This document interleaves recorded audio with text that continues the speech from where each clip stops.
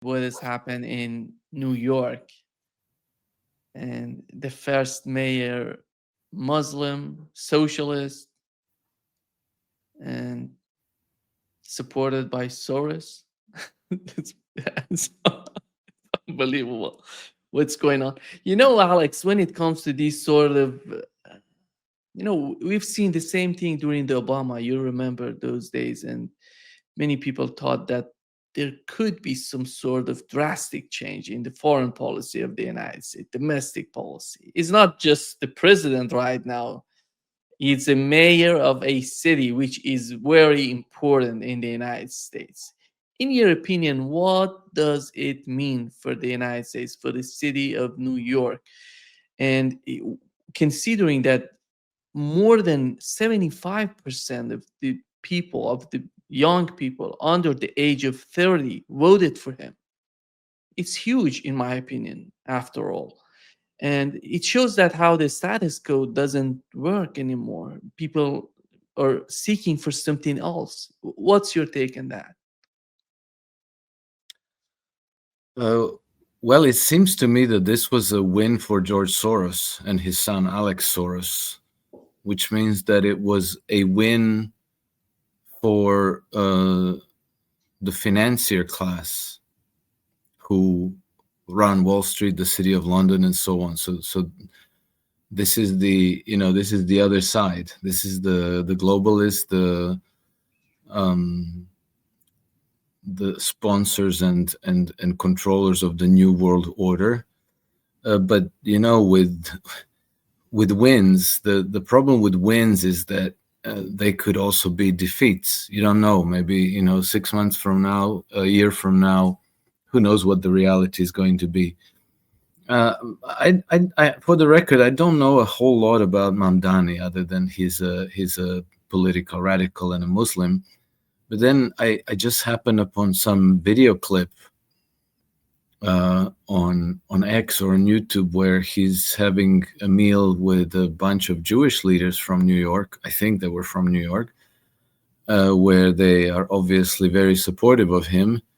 And then one of the people who raised a toast said, "Oh, I know that I forget who." His mother was Jewish, and somebody else is Jewish.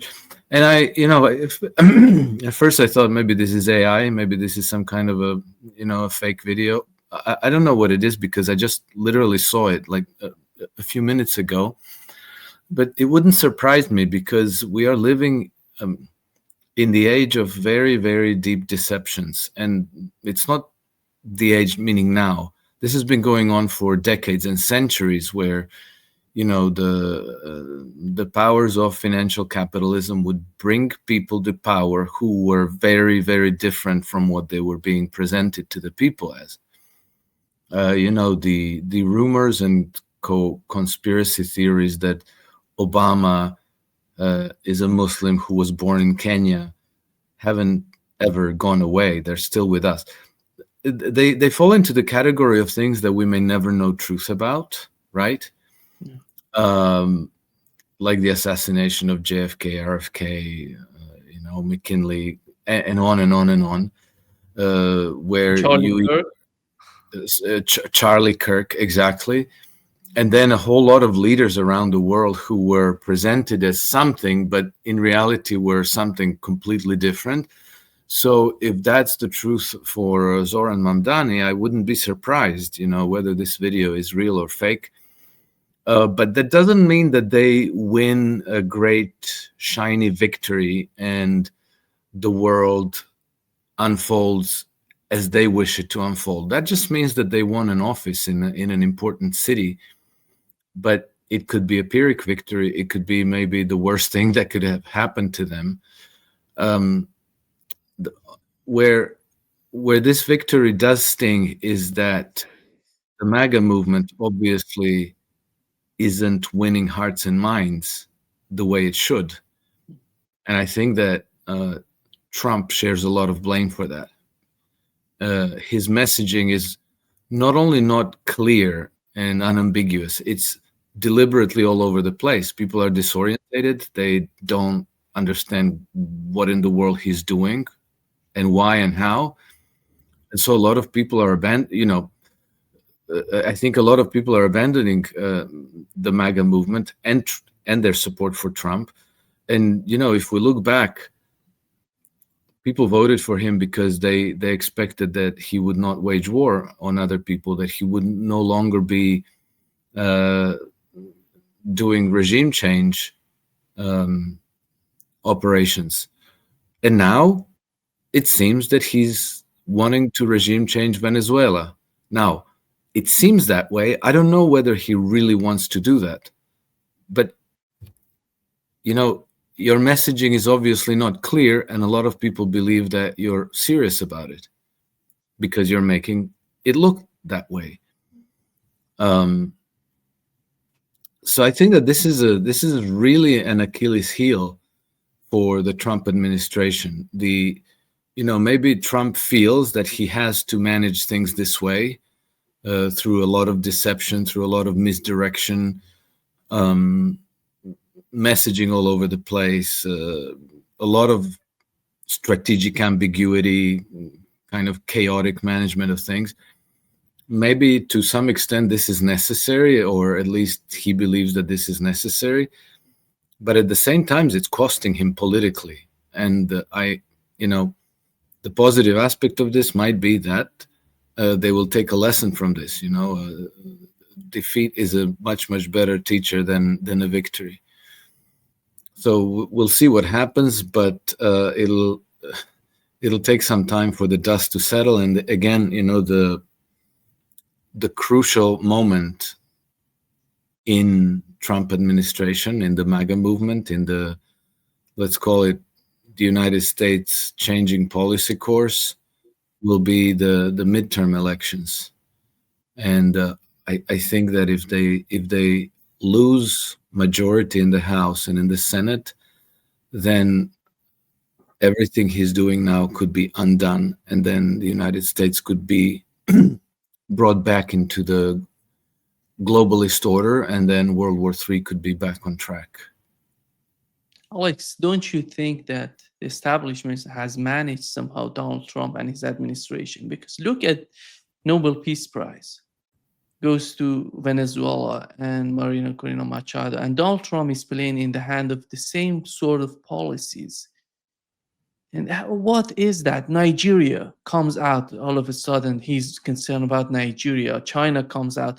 When you see China's reaction, you feel that that is something serious is going on. That's why China is, needs to comment on that and needs to mention that. I think how can we understand Trump's position? It seems that they have managed him so far when it comes to Venezuela, right now Nigeria, in Ukraine. Every time he comes out, he says something different. You remember, after the meeting with Putin, he said no ceasefire. Then he said, no, we have to go after the ceasefire. There is no stability in the way that he's behaving. That's the problem right now. Yes, I agree, Nima. That is exactly the problem. And the reason why I'm not sure that he's actually going through with the regime change in Venezuela is because of exactly of history of his conduct. In his first term, there was a moment where it seemed that the United States would go to war against North Korea. Remember, they started this war of words where he was calling Kim Jong-un a little rocket man, and it was like saying, "I have bigger rockets." And then at the same time, he was sending a delegation of his Pentagon generals and other people to China and to South Korea to prepare peace talks. And then what followed was a very, very hopeful moment. Where he struck a very cordial relationship with Kim Jong-un, and then, if you remember, some weeks after that, they actually they started to demine the demarcation zone between North and South Korea, and it seemed like there would be, that they were moving towards reunification of the two Koreas. And then there was in this administration. it seemed at a certain point in time that the United States was definitely going to go to war against Iran. And I had a hard time believing that they would actually go through with this. And, Trump then started bombing Yemen and doing all this insane stuff and bringing strategic bombers to Diego Garcia and on and on and on. And then, out of all that chaos came the, for whatever it's worth, the peace deal in Israel, in Gaza. And right now, at least, the war against Israel is not on the table. Sorry, war against Iran is not on the table.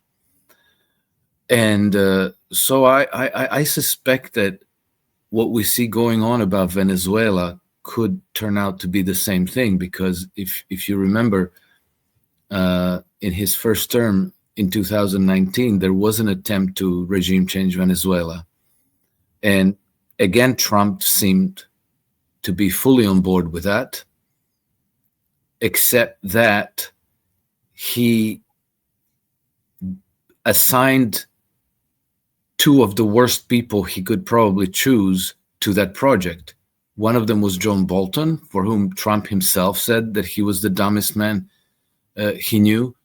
And the other one was Elliot Abrams, who, last time I heard of him was in the 1980s, I think, with the Iran-Contras affair. And then I think he got charged and he was found guilty. And I think he was he got a prison sentence and then got pardoned by George Bush Sr. And so the result of that whole thing was that Maduro is still in power in Venezuela. So for all the signaling, for all the messaging, the regime change didn't happen. Is it going to be the same this time? I don't know, but here's the thing that bothers me. If the United States manages to regime change Venezuela and bring Maria Corina Machado to power as the president, Trump will have given a colossal gift to the Wall Street financiers, because that's who wants regime change in Venezuela and in Nigeria and everywhere else, of course. And my understanding was that one of his missions in office is to actually fight against the global financier class. At least according to witnesses, that is exactly what he said to a group of Republicans in Chicago, and he invited them to join him in this fight. Otherwise, why would the United States need to regime change Venezuela? That doesn't make any sense at all. If you need oil, you could buy oil. The United States is big enough has enough negotiating power that they could probably come to Caracas and they could say, right, we're going to buy all of your oil. You're going to sell it to us half price. And I'm sure that Maduro would say, like, yes, sir, done deal. But it's not the oil they want. It's the collateral that they want. The collateral. That's the key thing. And the only class in our society that needs collateral are the bankers. So the pressure obviously is coming from Wall Street.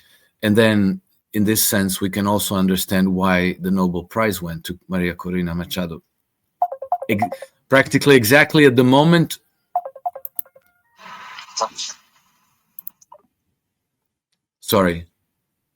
Practically exactly at the same moment when Donald Trump himself was coveting the Nobel Peace Prize.